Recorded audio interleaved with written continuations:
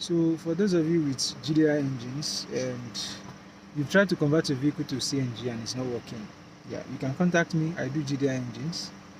Let me show you. So this is Hyundai Sonata. You see, you can see it's on gas and it's stable. And look, with the AC on, the AC is on, and there we go. It's running on, yeah, on gas, fully on gas. Just to be certain, let me show you the engine bay.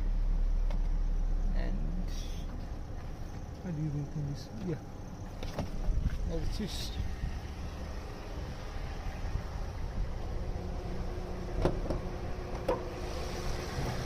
You can see it's a Hyundai Sonata